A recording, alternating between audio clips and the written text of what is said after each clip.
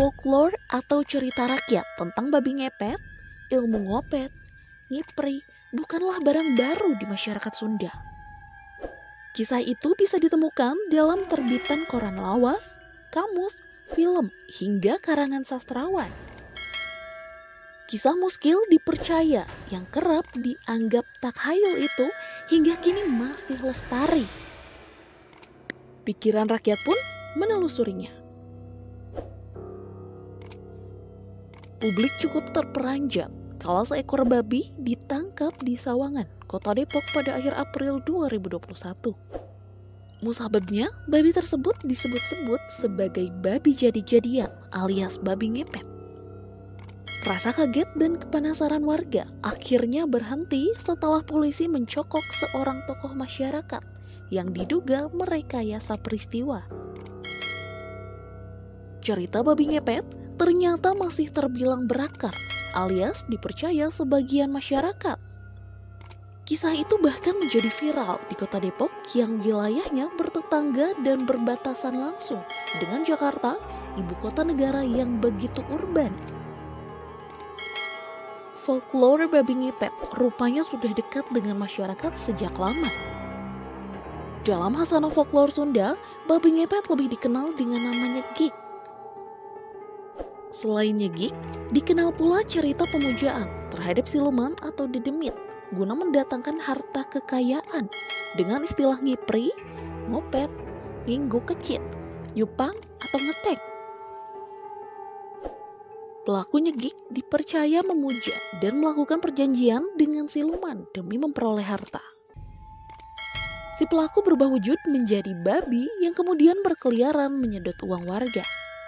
Kepercayaan tersebut sempat diangkat sastrawan Sunda lama Muhammad Amri dalam buku karangannya berjudul Munjung. Sastrawan kelahiran Sumedang 8 September 1892 tersebut mengupas folklore pemujaan siluman demi kekayaan dalam bukunya yang berbahasa Sunda tersebut. Cerita diangkat melalui obrolan warga yang tengah ronda di gardu kampung.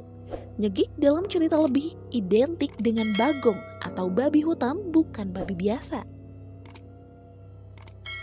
Amri membuka kisah menampilkan sosok Arta, seorang warga yang ikut ronda yang bercerita saat mengunjungi saudaranya di Tasikmalaya.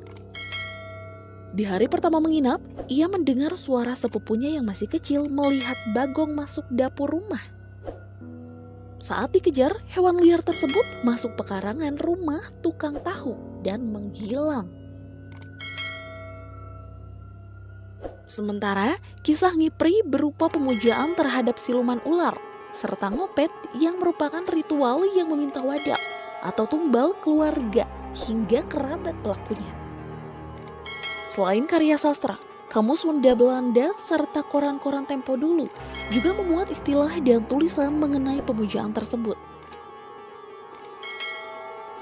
Sir Koolsma dalam kamus Sundanese Hollands Woordenboek edisi kedua yang dibuat, disusunnya serta diterbitkan pada 1913 mencantumkan istilah ngopet dan ilmu ngopet.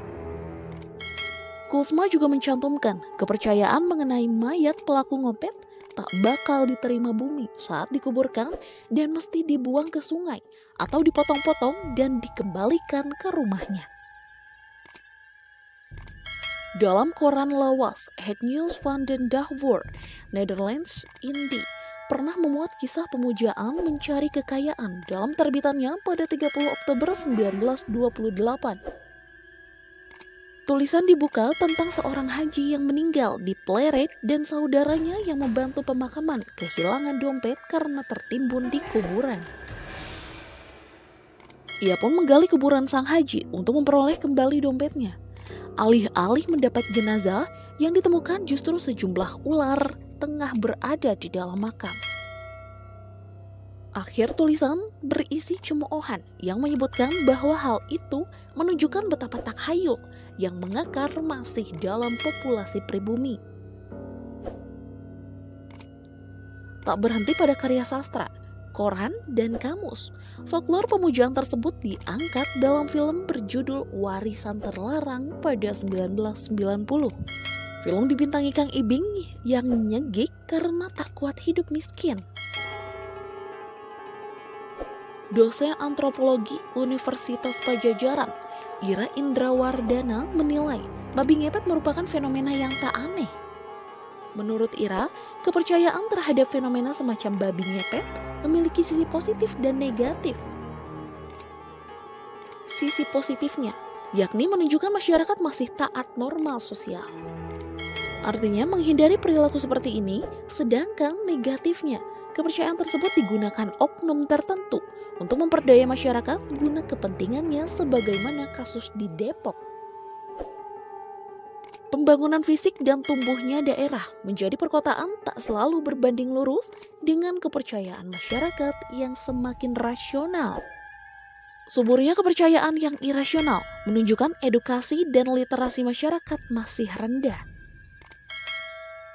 Selain adanya jejak kepercayaan lokal, fenomena babi ngepet menunjukkan pula adanya ketimpangan sosial di masyarakat karena adanya orang yang begitu kaya dan miskin. Ketimpangan yang dibarengi sikap pragmatis membuat kepercayaan tersebut langgeng hingga kini.